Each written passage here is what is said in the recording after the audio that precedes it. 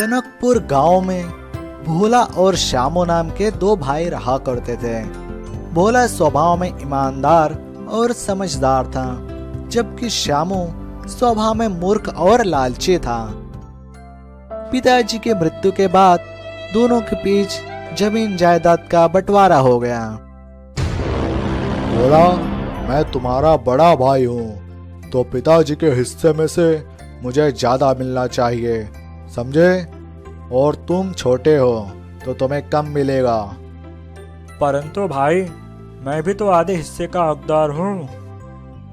ज्यादा मत बोलो, जितना दे रहा हूँ उतना ले लो, वरना वो भी नहीं मिलेगा, समझे? श्यामू अपने भाई को धमकाकर उसे कम हिस्सा दे देता है और खुद ज्यादा हिस्सा हथिया लेता है, लेकिन भोला अपने भाई को कुछ भी नहीं बोलता है।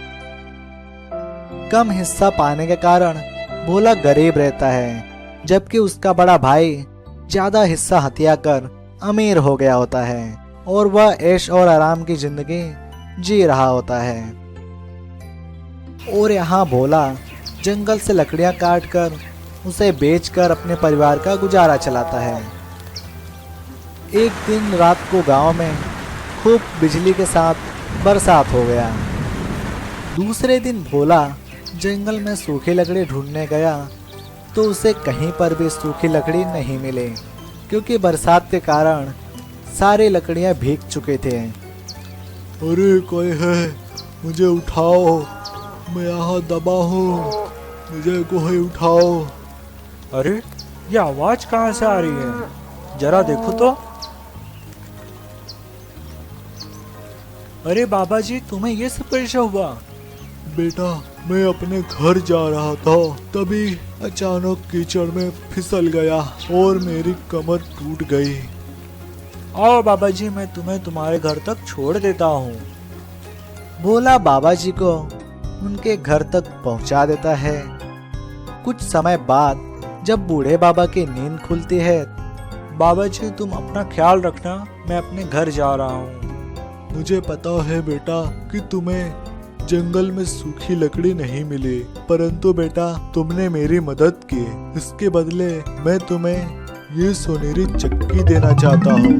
ये कोई मामूली चक्की नहीं है, ये सोने की जादुई चक्की है। तुम्हें जब भी धन की जरूरत पड़े तो तुम इस चक्की से मांग लेना। और हाँ बेटा, जरूरत पूरी हो जाने पर इस चक्की पर सोनेरी कपड़े से ढक देना। अब तुम इसे ले जाओ, मैं बुजुर्ग हो गया हूँ, मुझे इसकी जरूरत नहीं पड़ेगी, तुम इसे ले जाओ। ठीक है बाबा जी, मैं समझ गया।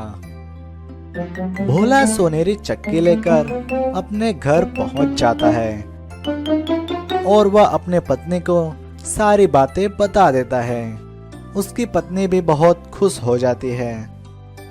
हे सोनेरी चक्की, मुझे कुछ सोना चाहिए। इतना कहते ही वह सोनेरी जादुई चक्की घूमना चालू कर देता है और तुरंत बहुत सारा सोने का सिक्का चक्की में से निकलने लगता है। यह देख भोला और उसकी पत्नी की आंखें फटी की फटी रह जाती है। भोला उस सोने के सिक्कों से अपने जरूरत की चीजें खरीदता और घर का गुजारा करता। धीरे धीरे भोला अमीर हो जाता है। यह सब देख भोला का भाई श्यामू बहुत आश्चर्यचकित हो जाता है। ये भोला इतनी जल्दी अमीर कैसे हो गया? जरूर दाल में कुछ तो कुछ काला है। मुझे भोला के घर जाकर देखना चाहिए कि आखिरकार भोला इतने सारे पैसे लाता कहाँ से है। एक दिन दोपहर के समय श्यामू छुपकर अपने भाई भोला के घर गया और खिड़की से देखने लगा।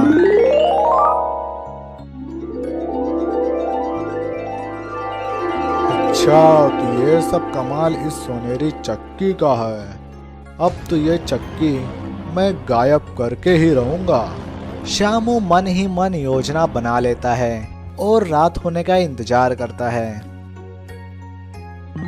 और जब रात हो जाता है तो श्यामू छुपकर अपने भाई भोला के घर जाता है और खिड़की से कूदकर सोनेरी चक्की को छुपाकर अपने घर ले आता है।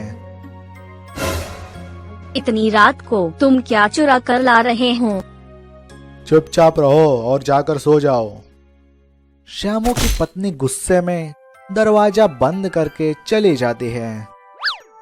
सुबह का कौन इंतजार करे, मैं तो अब भी सोनेरी चक्की से सोना मांगता हूँ। हे सोनेरी चक्की, मुझे बहुत सारा धन दो, इतने सारे धन दो कि मेरा घर भर जाए।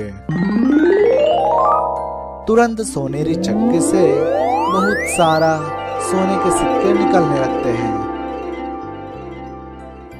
अरे वाह, आज तो मैं भोला से भी ज्यादा अमीर होकर रहूंगा और पूरे देश का सबसे अमीर आदमी बनूंगा।